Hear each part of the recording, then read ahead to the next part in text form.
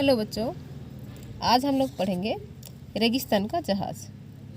ठीक है, ये एक आत्मकथा है जो कि अपने बारे में हम लोगों को बताने की कोशिश की गई है।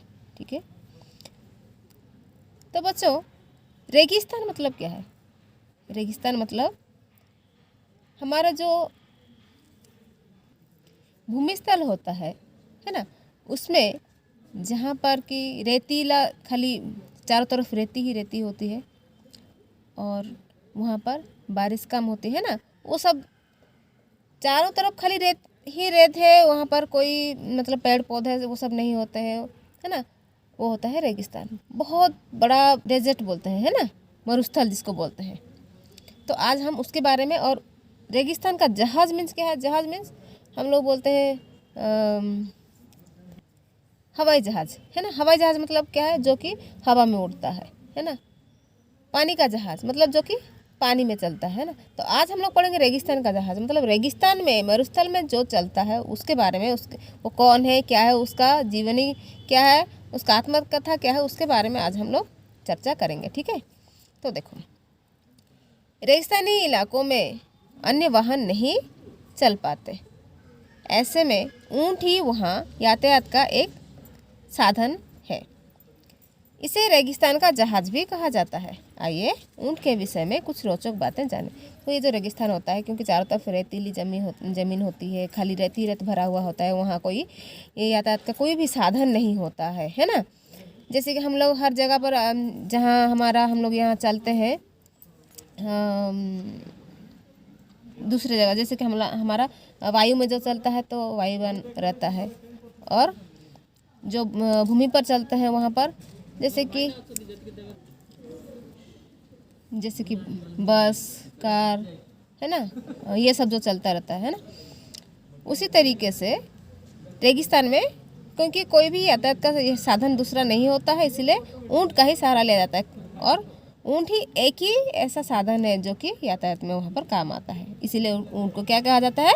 रेगिस्तान का जहाज़ भी कहा जाता है। ठीक है, तो आज हम लोग उसी ऊँट के विषय में कुछ रोचक बातें जानेंगे, कुछ जानकारी हासिल करेंगे। ठीक है, रेगिस्तान यानी मरुस्थल, है ना। मरुस्थल मतलब क्या है? जहाँ की खाली रेतीली ज़मीन है ना, जहाँ खाली चारों तरफ रेत ही रेत दिखाई देता है, जो सैंड होता है ना। तो उसमें क्या हम लोग चल पाते हैं? क्या नहीं चल पाएंगे। कोई भी जानवर नहीं चल पाता है, कोई भी ये जैसे कि बस, गाड़ी, ये सब भी यातायात का जो यान होता है, जो वाहन होता है, वो भी नहीं चल पाता है ना। इसीलिए यहाँ पर क्या चलता है? खाली ऊँट ही चलता है ना, और ऊँट से खींचा गया एक गाड़ी भी चलता है। देखो बच्चों, हवाई जहाज़ और पानी के जहाज़ का नाम तो आपने अवश्य सुना होगा, लेकिन क्या आप मेरे बारे में जानते हैं? तो मैंने पहले ही बताया आप लोगों को, ये क्योंकि ये एक आत्मकथा है जो कि अपने बारे में बताया जा रहा है ना। हम कोई भी इंसान, चाहे इंसान हो या जानवर हो, अपने बारे में जो बताया जाता है उसको क्या बोलते हैं? आत्मकथा कहा जाता है। तो यहाँ पर जो ऊँट है वो अपने बारे में जानकारी दे रहा है हम लोगों को, है ना। तो ये क्या बता रहा है? देखो, हम सब तो जानते हैं हवाई जहाज़ और पानी का जहाज़ का नाम हमने सुना ही है ना। जो कि हवा में उड़ता है वो हवाई जहाज़, और जो पानी में चलता है वो पानी का जहाज़ होता है। उसी तरीके से यहाँ पर देखो, वो क्या बता रहा है? मैं एक जीता जागता जहाज़ हूँ। अच्छा, हवाई जहाज़ और पानी का जहाज़ वो क्या है? वो एक मशीन है, लेकिन ये जो है ये वो जीता जागता जहाज। मतलब क्या है? एक जिसमें कि जान है ना। मशीनों में जान नहीं होता, लेकिन इसमें जो है वो जान है उसमें, है ना। वो उसके हिसाब से वो क्या है? एक जानवर है। वैसे तो मेरा नाम है ऊँट, पर लोग मुझे रेगिस्तान का जहाज़ भी कहते हैं। शायद लोगों ने रेतीली इलाकों में मेरी तेज़ चाल को देखकर मुझे रेगिस्तान का जहाज़ कहना शुरू किया होगा। तो क्या बोल रहा है? देखो, क्योंकि ये जो है वो अपना नाम क्या बता रहे हैं? ऊँट, है ना। तो आज हम लोग ऊँट के बारे में पढ़ रहे हैं। तो ऊँट जो है वो, उसको रेगिस्तान का जहाज़ भी कहा जाता है। क्यों कहते हैं? क्योंकि उसे लगता है कि रेगिस्तान में बहुत तेज़ी से वही चलता है ना। ऊँट बहुत तेज़ी से चल पाता है, इसी कारण लोग उसको रेगिस्तान का जहाज़ कहते हैं, है ना। तो इसमें देखो वो और भी क्या बोल रहा है, उसको मज़ा भी आता है ना। यह सच है, मुझे रेत पर चलने में बड़ा मज़ा आता है और मैं उड़ता हुआ सा बहुत तेज़ चलता हूँ। बहुत तेज़ चल के पहुँच जाता है, रेत में चलता है, उसको चलने में भी बहुत मज़ा आता है रेत में, और बहुत तेज़ी से भागता है। क्या आपको पता है कि रेगिस्तान में मैं ही इकलौता जानवर हूँ जो यातायात के साधन के रूप में काम आता है कि नहीं। ये जो रेगिस्तान होता है उसमें ये इकलौता ऐसा जानवर है जो कि यातायात के साधन में काम आता है ना। यातायात के साधन के तौर पर काम आता है, कोई दूसरा यहाँ पर काम नहीं कर पाता है। दोस्तों, पहले आपको रेगिस्तान के बारे में मैं कुछ बताऊं। पृथ्वी पर कई स्थान ऐसे हैं जहां चारों ओर दूर दूर तक रेत ही रेत दिखाई देती है कि नहीं। हमारे जो पृथ्वी है वहाँ पर बहुत सारे ऐसे जगह है जहाँ पर अलग अलग जगह है, लेकिन इसमें ऐसे जगह भी है जो कि चारों तरफ खाली दूर दूर तक रेत ही रेत दिखाई देता है और कोई भी दूसरा स्थान नहीं है, ना तो पानी का स्थान है और ना ही भूमि दिखाई देती है ना। तेज हवा रेत को एक स्थान से दूसरे स्थान तक उड़ाती रहती है।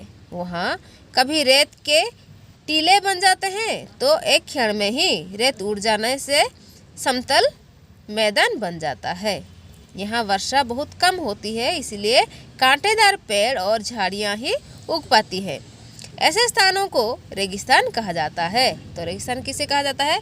जहाँ पर कि बारिश कम होता है, चारों तरफ रेत ही रेत दिखाई देती है ना, और वहाँ पर बारिश कम होने के कारण कांटेदार पेड़ पौधे ही और झाड़ियाँ ही उगते हैं, है ना। ऐसे स्थानों को रेगिस्तान कहा जाता है। और यहाँ क्या होता है, कभी कभी बहुत तेज़ी से हवा चलने के कारण एक स्थान से दूसरे स्थान तक वो हवा क्या करती है, वो रेती को उड़ा के ले जाती है और एक जगह पर जमा कर देती है। तो वहाँ क्या बन जाता है, रेती के टीले बन जाते हैं। जबकि एक जगह पर रेती के टीले बन जाते हैं तो दूसरी जगह खाली भी हो जाता है और समतल बन जाता है ना। एक बात और बच्चों, रेगिस्तान के लोगों का जीवन बड़ा कठिन होता है। दिन में सूरज की गर्मी से रेत इतना गर्म हो जाता है कि उस पर चलना मुश्किल होता है। रेत उड़कर सड़कों को ढक देती है कि नहीं। तो और क्या होता है, ये रेगिस्तान के जो लोग होते हैं उनका जो जीवन होता है बहुत कठिन होता है। क्यों? क्योंकि चारों तरफ रेत ही रेत है, कहीं पानी का नामो निशान नहीं मिलता है, बहुत दूर दूर तक पानी नहीं मिल पाता है। और सूरज की किरणें क्या होती है, दिन में बहुत तेज़ी से चमकता है और रेत बहुत जल्दी गर्म हो जाता है कि नहीं। बहुत जल्दी रेत गर्म हो जाती है, इसीलिए इस पर चलना भी मुश्किल हो जाता है। और कभी कभार क्या होता है, रेत उड़कर सड़कों को ढक भी देता है तो रास्ता का भी पता नहीं चलता है। ठीक है, दूर दूर तक रेत होने से रेगिस्तान में कोई भी वाहन नहीं चल सकता। हाथी, घोड़े और खच्चर भी रेत में नहीं चल पाते। रेगिस्तान में लोग केवल मुझे ही सवारी करने और बोझा ढोने के काम में लाते हैं। इसका रहस्य यह है कि मेरे पैर नीचे से गद्देदार होते हैं, जिससे मैं रेत पर सरलतापूर्वक तेजी से आगे बढ़ता चला जाता हूँ। मेरे बिना रेगिस्तान के निवासियों का जीवन असंभव है। देखो यहाँ पर और क्या पता चल रहा है, दूर दूर तक क्योंकि रेती होता है रेगिस्तान में, खाली केवल रेती ही रेती दिखाई देती है और कोई मतलब आसपास कोई पानी का स्थान भी नहीं होता है। पानी भी वहाँ पर बारिश भी बहुत कम होता है ना, सूरज के कारण रेत भी बहुत जल्दी गर्म हो जाता है। तो यहाँ पर क्या होता है, और हाथी, घोड़े, खच्चर ये सब भी नहीं चल पाते हैं, है ना। केवल रेगिस्तान में खाली ऊँट का ही सवारी होता है। ऊँट ही वहाँ पर बोझा ढोने का भी काम करता है। इसका क्या रहस्य हो सकता है? इसका रहस्य यह है कि ये जो ऊँट होते हैं उनके जो पैर के नीचे जो होते हैं गद्देदार होते हैं। पैर का जो निचला हिस्सा होता है ना वो गद्देदार होता है, इसीलिए वो क्या करता है, रेत में आसानी से चल सकता है, सरलतापूर्वक तेज़ी से बढ़ता चला जाता है ना। बहुत तेज़ी से आराम से वो चल पाता है। तो इसी कारण उसके बिना यहाँ पर रेगिस्तान के जो निवासी हैं, जो रेगिस्तान में जो लोग रहते हैं, उनका जो जीवन है बहुत कठिन हो जाता है। उसके बिना असंभव ही मान लिया जाता है कि नहीं। देखो रेगिस्तान में कुएं बहुत गहरे होते हैं, आदमी उनसे अधिक मात्रा में पानी नहीं खींच सकता। वहाँ मैं कुओं से पानी खींचता हूँ, पानी को अपनी पीठ पर लादकर एक स्थान से दूसरे स्थान पर पहुँचाता हूँ। रेगिस्तान में कुएं बहुत गहरे होते हैं, है ना। गहरे मतलब बहुत नीचे होता है पानी, है ना, क्योंकि रेगिस्तान में तो खाली रेत ही रेत भरा होता है। और रेगिस्तान के अलावा और एक जैसे कि पहाड़ी इलाकों में भी क्योंकि पहाड़ बहुत ऊंचा होता है, तो वहाँ पर भी अगर कुआं खोदा जाए तो वहाँ भी बहुत नीचे पानी रहता है। तो इसमें देखो, तो रेगिस्तान में कुएं बहुत गहरे होते हैं, इसलिए वहाँ से बहुत ज़्यादा दूर होने के कारण, पानी के बहुत ज़्यादा अंदर होने के कारण आदमी उसको खींच नहीं सकता है, बहुत मतलब उतना ज़्यादा खींच नहीं। इसलिए यहाँ पर क्या क्या काम आता है, ऊँट ही काम आता है पानी खींचने का, और पानी को भी एक जगह से दूसरी जगह पर अपनी पीठ पर लाद कर वो लेके पहुँच जाता है। ठीक है। किसान मुझे हल में लगाकर खेतों की जुताई करते हैं। और यहाँ पर देखो, क्योंकि यहाँ पर दूसरे जानवरों का रहना बहुत मुश्किल होता है, इसीलिए ऊँट ही रहते हैं, है ना, क्योंकि गर्मी को सह सकते हैं। उनके जो बनावट है, प्रकृति ने जो बनावट से उनको बनाया है, वो ज़्यादा गर्मी को झेल सकते हैं और वहाँ पर वो काम भी कर सकते हैं ना। उनके जो पैर होते हैं वो भी गद्देदार होते हैं, है कि नहीं, पैर का निचला हिस्सा, इसीलिए उन्हीं को ही जोत कर यहाँ पर मतलब जुताई का काम किया जाता है। उन खेतों की जुताई किया जाता है, मतलब जिसको हम लोग हल चलाते हैं ना, किसान हल चलाता है कि नहीं खेतों में, तो वो हल के जैसे कि यहाँ पर दूसरे जगह पर क्या करते हैं, गाय को, बैल को खेत की जुताई के काम में लगाया जाता है, लेकिन यहाँ पर ऊँट को ही लगाया जाता है। ठीक है। मैं खेती के अन्य काम भी करता हूँ। रेगिस्तानी लोग मुझे गाड़ी में लगाकर अपने सामान को लाते ले जाते हैं। तो रेगिस्तानी लोग इसको, ऊँट को क्या करते हैं, गाड़ी में भी लगाते हैं, गाड़ी में भी बांधकर उसको सामान का लाना ले जाना करते हैं। ठीक है। वे मेरी गाड़ी को ऊँट गाड़ी कहते हैं। जैसे यहाँ हम लोग क्या करते हैं, दूसरी जगह पर बैलगाड़ी, बैल को जोतते हैं इसलिए बैलगाड़ी बोलते हैं, तो यहाँ पर ऊँट को लगाया जाता है और उसको क्या बोलते हैं, ऊँट गाड़ी। ठीक है। व्यापारी ऊँट गाड़ियों में माल लादकर बेचने के लिए ले जाते हैं। व्यापारी भी उसी का इस्तेमाल करते हैं, ऊँट गाड़ी का इस्तेमाल करते हैं, जो कि जिसमें कि सामान लादकर वो बेचने के लिए ले जाते हैं।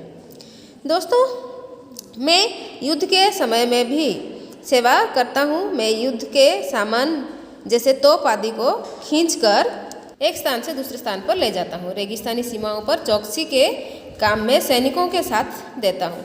सैनिक मेरी पीठ पर बैठकर सीमाओं की सुरक्षा बड़ी आसानी से कर लेते हैं।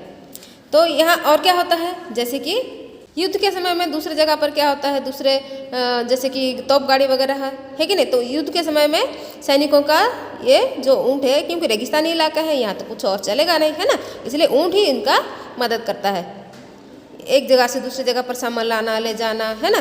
तो तोप को खींच के भी ले जाता है और उसके साथ साथ क्या करता है, एक स्थान से दूसरे स्थान पर लेके जाता है तोप गाड़ी को वगैरह को। फिर रेगिस्तान की सीमाओं में चौकसी का काम, चौकसी का मतलब क्या है, उनके पहरेदारी जो किया जाता है ना, क्योंकि ये रेतीला स्थान है, रेगिस्तान है ना, यहाँ पर ऊँट ही उनकी मदद करता है चौकसी करने के लिए। चौकसी के काम में सैनिकों का भी साथ देता है और सैनिक क्या करते हैं, उसके पीठ पर बैठकर सीमाओं की सुरक्षा बड़ी आसानी से कर लेते हैं। बच्चों, मेरे शरीर की बनावट रेगिस्तान के अनुसार होती है। मैं कई दिनों तक बिना पानी के भी जीवित रह सकता हूँ। देखो, यहाँ पर उसके शरीर में ऐसा एक जगह मतलब वो होता है कि एक साथ बहुत सारे पानी पी के वो रह सकता है, और एक साथ बहुत सारा पानी पी लेता है, उसके शरीर के अंदर वो जमा रहता है। वो बिना पानी के बहुत दिन तक, जैसे कि 7-8 दिन तक, 10 दिन तक ऐसे भी वो रह सकता है। इसी के कारण रेगिस्तान में ऊँट अपनी ज़िंदगी बसर करता है ना। तो रेगिस्तानी लोग ऊँटनी के दूध का भी प्रयोग करते हैं। देखो, यहाँ जैसे कि दूसरी जगह पर क्या होता है, गाय वगैरह का दूध का इस्तेमाल करते हैं, लेकिन इस जगह पर क्योंकि यहाँ पर रेगिस्तान है, गाय वगैरह को खाने के लिए घास वगैरह तो नहीं मिलेगा, है ना, इसलिए यहाँ पर ऊँटनी का दूध का इस्तेमाल किया जाता है, उसका प्रयोग किया जाता है, और ऊँटनी का दूध लोग पीते भी हैं, है ना। मैं रेगिस्तानी लोगों के जीवन का एक अभिन्न अंग हूँ, क्योंकि यहाँ पर बिना ऊँट के लोगों का जो जीवन शैली है वो बहुत मुश्किल हो जाएगा, इसलिए यहाँ पर क्या कहा गया है, रेगिस्तानी लोगों का ये एक अभिन्न अंग है, उनसे जुड़ा हुआ है ना, उनसे अलग नहीं है। उनसे अलग होने से वो लोग बहुत परेशान हो जाएंगे। परिश्रम के साथ सेवा और परोपकार करने में मुझे बहुत आनंद आता है, इसी में मैं अपना जीवन धन्य समझता हूँ। तो ये परिश्रम भी बहुत करता है और परिश्रम के साथ सेवा भी करता है, और परोपकार मतलब दूसरों की मदद करना, है ना, दूसरों की भलाई करना, ये सब काम में भी इसको बहुत अच्छा लगता है। और इसीलिए इसी कारण वो अपने आप को धन्य समझता है बोल के वो बोल रहा है। देखो यहाँ पर ऊँट अपने जीवन को किस तरीके से दूसरों की सेवा में नियोजित किया हुआ है, उसी का हमें सीख लेना है। वो बहुत मेहनत करके इतने कड़ी धूप में भी वो बहुत मेहनत करता है, दूसरों की मदद करता है, सैनिकों का, लोगों का, है ना, इस तरीके से वो मदद कर रहा है, अपने जीवन को सफल बना रहा है। ठीक है, तो बच्चों आज ये हमारा अध्याय समाप्त हुआ है। इसमें अगर आपको कुछ डाउट रहे, कुछ समझ में नहीं आया तो आप लोग पूछ सकते हो, और इसको अच्छे से ध्यान से सुनना, पढ़ना, देखना, और इस वीडियो को लाइक और सब्सक्राइब करना। Okay, thank you for watching the video.